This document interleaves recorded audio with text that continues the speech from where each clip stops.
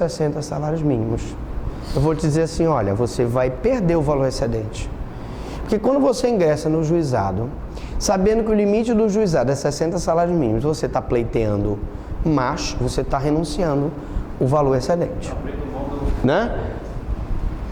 E também os das pessoas envolvidas no litígio, que é um critério objetivo. Se eu tenho, por exemplo, a união envolvida no litígio, porque existe um interesse, um bem, um interesse da união, é um critério objetivo que vai fazer com que o processo tramite na Justiça Federal e dos limites territoriais que cada órgão jurisdicional exerce a atividade jurisdicional, que é o territorial. Como eu disse, acabamos de falar do exemplo de Coraci. Houve um tempo em que o Tapanã era Coraci, ponto. O juiz de Coraci tinha que julgar, processar e julgar causas que envolvessem o Tapanã, por exemplo.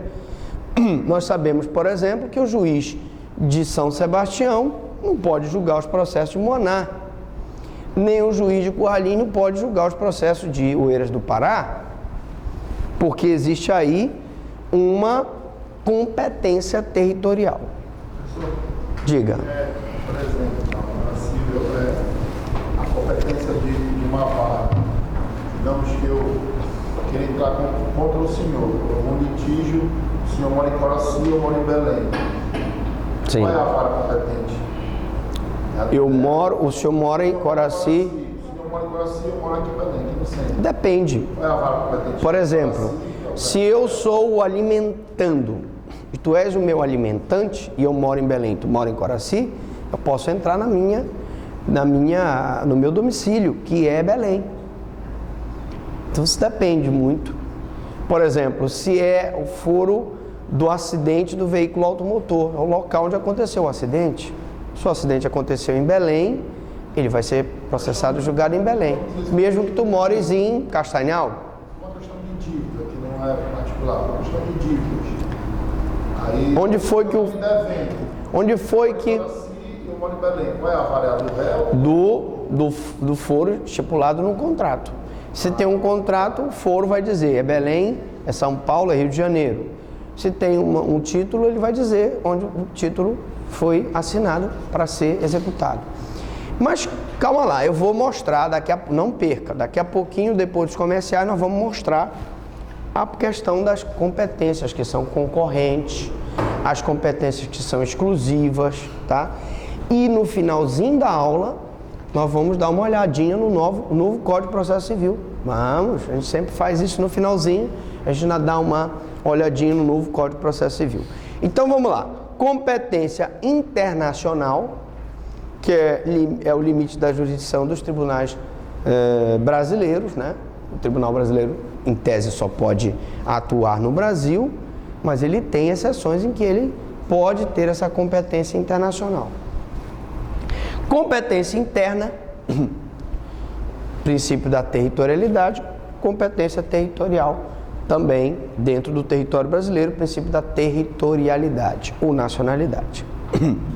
Regras da competência internacional. A jurisdição é fruto da soberania do Estado.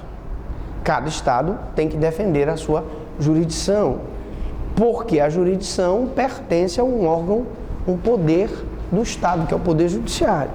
E, por consequência natural, deve ser exercida dentro do seu território, princípio da territorialidade ou nacionalidade. Entretanto, a necessidade de convivência entre os Estados independentes e soberanos faz nascer regras que levam o Estado a acatar, dentro de certos limites estabelecidos em tratados internacionais, as decisões proferidas por juízes de outros estados.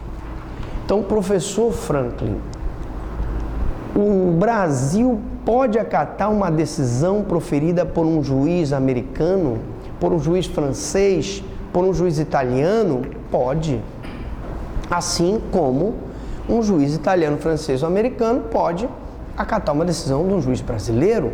Existe aí uma reciprocidade firmada em tratados e convenções internacionais. E o novo Código de Processo Civil, para ilustrar, ele trouxe um capítulo de cooperação judiciária. Muito importante, né? Ele trouxe um capítulo de cooperação judiciária, em que ele diz que os órgãos do Poder Judiciário devem cooperar entre si. Que legal! Isso é uma inovação do novo Código de Processo Civil, que nós vamos ver daqui a pouquinho. Bom, então, quando eu tenho um tratado, né, que me obriga eu a acatar uma decisão do juiz de fora, eu preciso então me cercar de algumas cautelas. Por exemplo, não é a decisão proferida por um juiz estrangeiro que vai ter aplicação imediata no Brasil. Para que ela tenha aplicação imediata no Brasil, por exemplo, ela tem que passar pelo exequatur do STJ. Então, aquela sentença, professor Franklin, ela vai passar por uma homologação do STJ para saber se ela não viola nenhum princípio fundamental constitucional brasileiro. Então, é uma decisão proferida por um juiz de outro estado que, se passar pelo crivo do STJ, ela vai ter validade.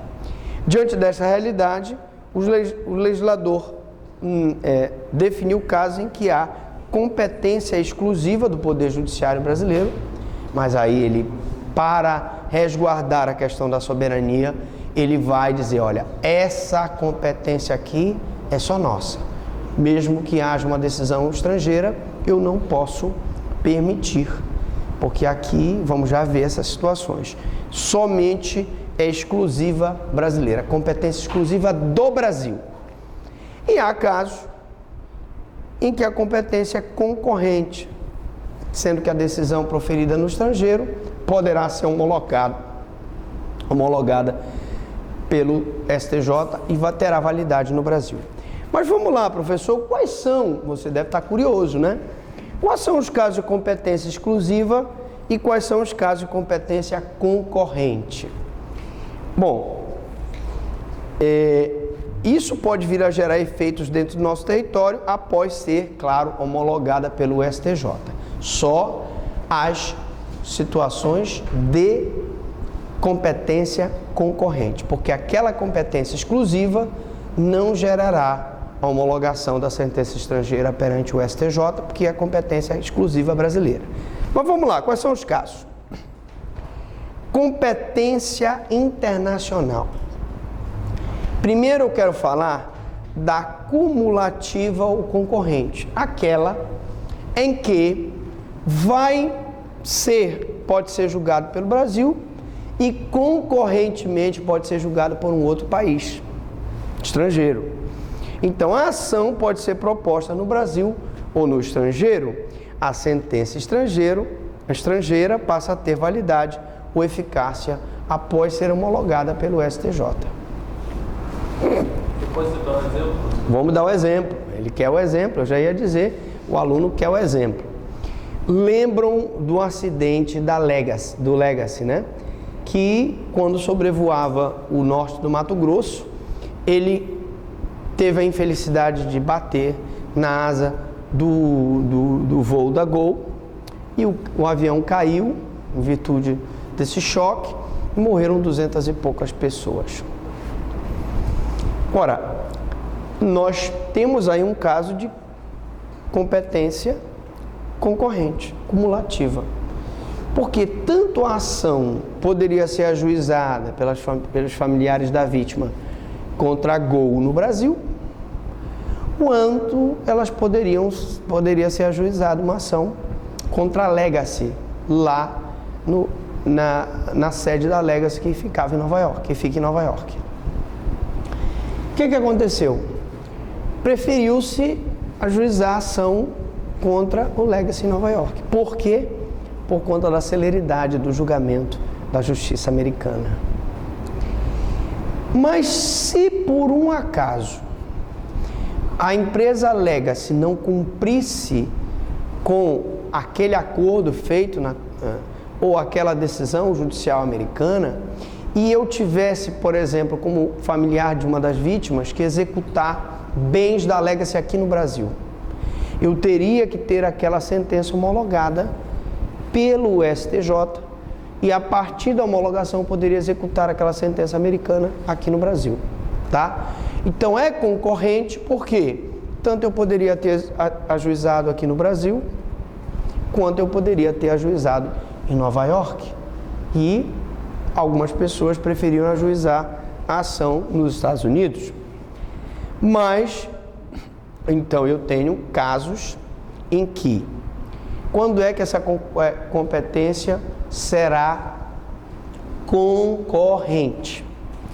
O réu é domiciliado no Brasil, ou a obrigação deve ser cumprida no Brasil, ou a ação de fato ou o ato praticada no Brasil. Então, repetindo, inciso primeiro, o réu ou qualquer que seja a sua nacionalidade tiver domicílio no Brasil. Então, eu tenho uma situação concorrente em que o réu tem domicílio no Brasil, alega-se tem domicílio no Brasil, a pergunta é essa. E eu lhe digo, tem. Porque para o Código de Processo Civil, a multinacional, basta que ela tenha uma filial aqui no Brasil, uma sucursal, uma subsidiária, para que eu possa acionar a legacy aqui no Brasil. Então, eu poderia acionar a legacy aqui no Brasil, junto com a Gol, que seria, nesse caso, litisconsorte? Poderia, não foi? É o mesmo caso que nós contamos do carro que vinha pela rua, o ônibus interceptou ele para desviar do ônibus, bateu no outro carro. Na verdade, o processo foi contra a Gol, mas a Gol poderia chamar ao processo a legacy, porque foi a legacy que foi a causadora do acidente. Entenderam? Então, na hora em que a legacy tem uma sucursal no Brasil, uma filial no Brasil, eu posso acionar ela aqui ou posso acionar ela nos Estados Unidos. Outro exemplo, no Brasil tiver de ser cumprida a obrigação. Estamos em época de dólar alto, mas sempre comprar nos Estados Unidos foi, pelo custo-benefício, vale a pena. Você vai nos Estados Unidos, você gosta do tablet, né? E compra um tablet lá nos Estados Unidos, da Samsung. Paga, pega a nota, beleza. Chega aqui no Brasil, teu tablet dá problema. Você vai na assistência técnica aqui, diz, olha meu senhor, eu comprei esse tablet lá nos Estados Unidos e não está funcionando, está com problema. O senhor não poderia dar assistência técnica aqui? Ele vai dizer não, não pode. A pergunta é, ele está correto? Sim ou não? O que vocês acham? Quem acha que está? Levante a mão. Quem acha que não está? Quem não acha nada? Gente, muito embora normalmente as empresas façam isso, essas multinacionais, Samsung, Sony, Apple, né? Está errado isso. Porque se a obrigação de assistência técnica, nesse caso, tem que ser cumprida no Brasil, a Samsung tem que dar assistência técnica. E se você entrar com uma ação no juizado especial, por exemplo, para conseguir assistência, você ganha. Você ganha. Porque ela tem uma sucursal aqui no Brasil. Número 3. Esse legacy, não, deixa eu te explicar. O legacy, ele pode ter fabricado com a Embraer, mas a empresa legacy fica nos Estados Unidos. As peças, na verdade, você diz, esse carro é brasileiro. Não é brasileiro. Ele é da Embraer em tese. As peças da fabricação dele, elas vêm dos Estados Unidos, ele é montado pela Embraer. O que houve, segundo a perícia, houve um erro do transponder, né? E esse transponder é fabricado nos Estados Unidos, ele é só montado na Embraer, tá? Bom, aqui uma aula ao vivo eu não vou discutir peças, né? Mas o fato é que eu tanto podia entrar com ação aqui no Brasil, quanto podia entrar em Nova York, até porque, como você disse, os pilotos eram americanos, né? A ação se originar de fato ocorrido ou fato praticado no Brasil, mesma situação. Aí eu tenho um acidente aéreo e ocorreu no Brasil, né? Mas que por ter participação de uma empresa americana que quem fornece para a Embraer para a construção de peças, por os pilotos serem americanos, eu vou acionar lá nos Estados Unidos. Bom, para o fim do disposto no número 1, que é réu domiciliado no Brasil, reputa-se domiciliado no Brasil, a pessoa jurídica estrangeira que aqui tiver agência filial sucursal. Tá? Competência exclusiva. Nós vimos a competência concorrente, que eu posso oferecer ação no Brasil, eu posso oferecer ação no estrangeiro, né? E quando é que a ação, o processo de julgamento só pode tramitar no Brasil? Quando é que a sentença estrangeira não pode modificar o processo aqui no Brasil? Essa é a pergunta. Vamos lá. Primeiro, quando conhecer de ações relativas a imóveis situados no Brasil. Um italiano riquíssimo, né?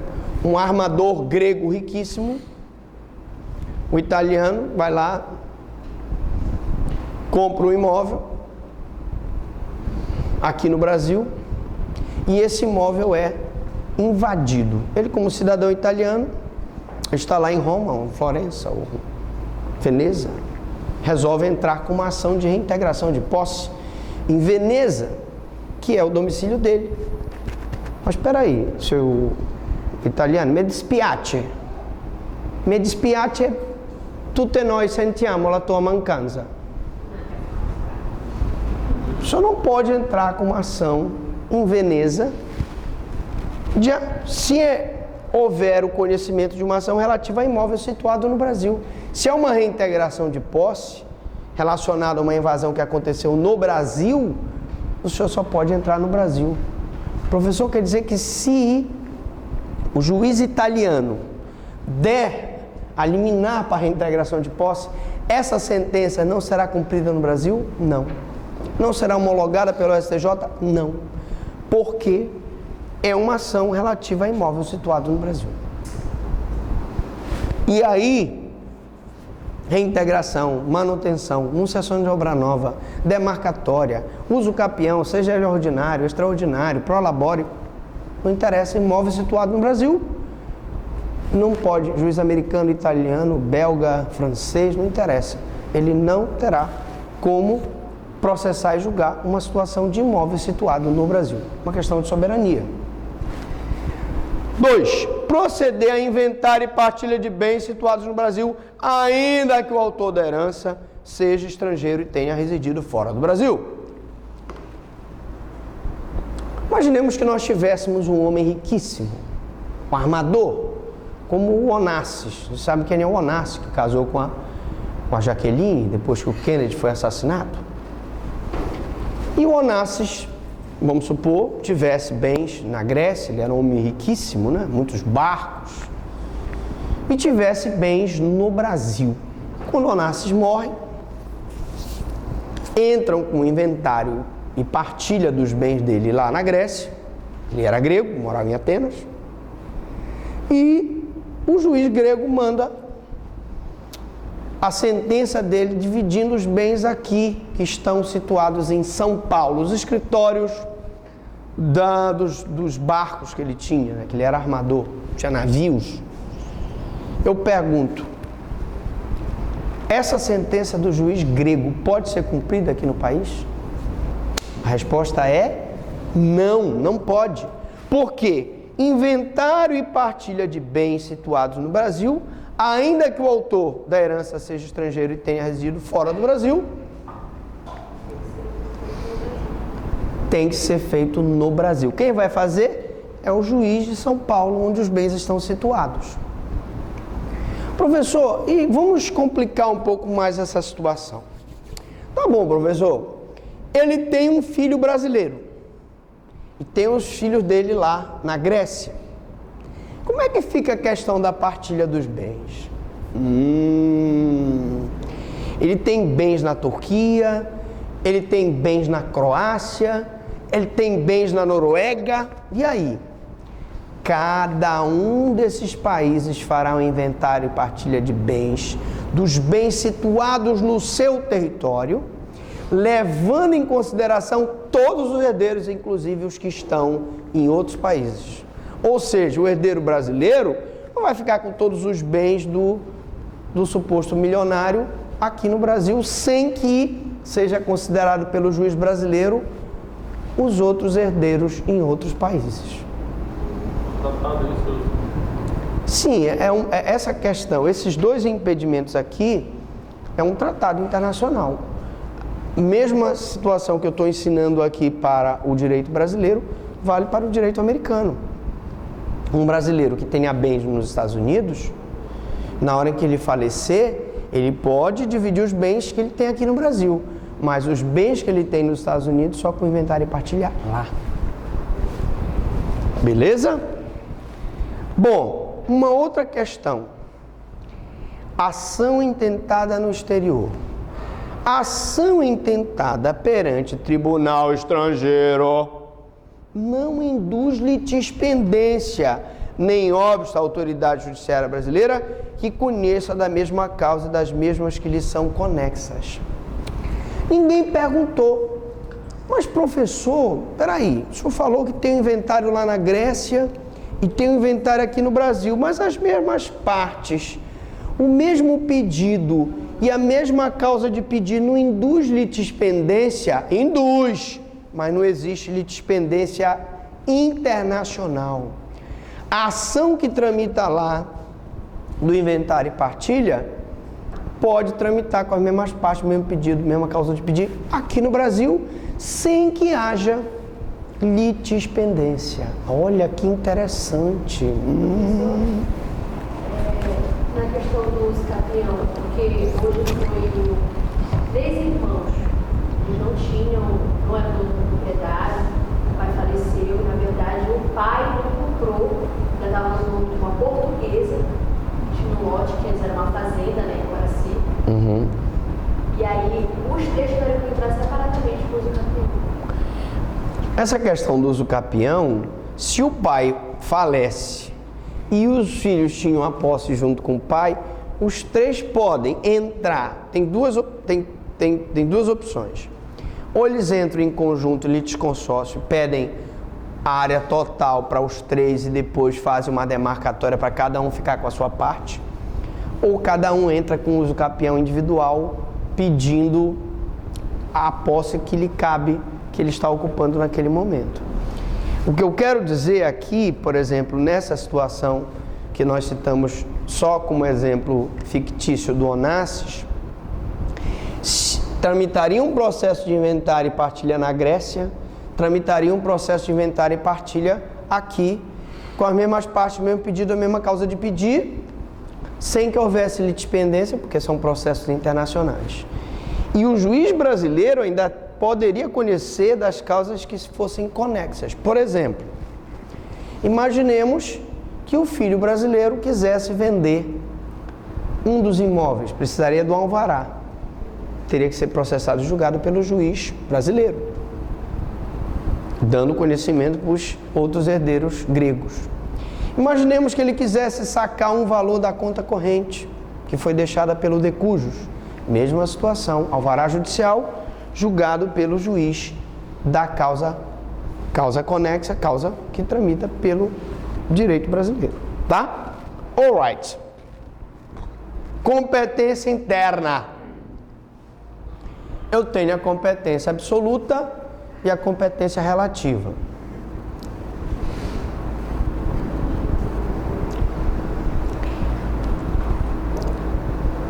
Só para ele estar doido ali no pai dos burros, o Google, pesquisando, alega ser um avião da Embraer, com certeza, mas é uma empresa americana que fornece as peças, entendeu? Competência absoluta. Algumas matérias, para ter validade e eficácia no território, têm que ser julgadas no Brasil. Trata-se, por exemplo, que nós já vimos, de imóveis situados no Brasil ou de proceder inventário e partilha de bens situados no Brasil. Nessas duas situações, imóveis no Brasil, o inventário de bens e partilhas no Brasil, eu não vou poder julgar em outro país um bem que está situado no Brasil. Professor, e se o juiz grego julgasse, a sentença seria nula de pleno direito, não seria homologada. Professor, mas a sentença julgada no estrangeiro, serve como talvez um direcionamento ou talvez uma... Pode servir como um direcionamento, mas não tem validade. Ela não tem validade porque ele não poderia julgar uma coisa... Um juiz italiano, isso que nós aprendemos aqui, é a mesma coisa que o juiz italiano aprende, porque isso vale para todos os países ocidentais civilizados, né? Então, isso que nós estamos aprendendo aqui, essa mesma regra, vale para a Itália, vale para os Estados Unidos e para os outros países. Então, ele sabe que ele não vai julgar um bem que está situado no Brasil. E eu tenho a relativa, em que a competência relativa pode ser modificada pela vontade das partes, a competência absoluta não pode. Aliás, uma mudança importante no Código de Processo Civil. O novo Código de Processo Civil, ele traz a possibilidade das partes acordarem quase tudo. Como, por exemplo, ele traz a possibilidade das partes acordarem sobre um ato, na mediação, um mediador, logo no início, para solucionar a lide. As partes podem concordar no procedimento, como vai ser feito o procedimento, elas podem concordar na oitiva de testemunhas, na produção da prova pericial, e aí vai haver um ajuste da produção daquela prova, tá? É o princípio da cooperação. O novo Código de Processo Civil traz o princípio da cooperação. Aliás, esse princípio da cooperação, ele vem junto, vai dando mais força cada vez mais ao princípio da instrumentalidade das formas. O novo Código de Processo Civil dá mais força ainda para esse princípio, na medida em que não se declarará nulidade. Se o ato processual, mesmo praticado de outra forma, ele atinge o seu objetivo. E mesmo que o juiz queira declarar a nulidade, o novo Código de Processo Civil manda que se ouça as partes, autor e réu, antes dele declarar a nulidade. Um esforço do novo Código de não permitir que aquele processo seja destruído por uma nulidade insanável. Se o juízo incompetente julgar e a competência for absoluta, é inválido o julgamento. Então a pergunta ainda agora era, se o juiz italiano julgar, não terá validade. Claro que se ele julgar primeiro, o juiz brasileiro pode pegar a sentença do italiano e usar como parâmetro? Pode. Mas não é prova válida. Tá? Competência absoluta não preclui, pois a matéria é de ordem pública. Competência relativa preclui. Se você não arguir no tempo oportuno, ela vai precluir. E, aliás, o novo Código de Processo Civil enfraquece um pouco o instituto da preclusão, né? Mas o fato é que, se eu violo um princípio de ordem pública, em qualquer grau de jurisdição eu posso arguir a nulidade absoluta. Se eu pratico uma violação de normas cogentes que são criadas em favor das partes, se eu não arguir essa nulidade em tempo oportuno, ela tende a se convalidar. Bom, aí vamos lá para as absolutas, né? Professor, para terminar essa aula, em razão da matéria, em razão da pessoa e por critério funcional, né? Em razão da matéria, é o objeto litigioso, o objeto está sendo discutido. Exemplo, causas de família vão ser julgadas no juiz da família. Inventário e partilha de bens vai ser julgado no juiz com competência para sucessões.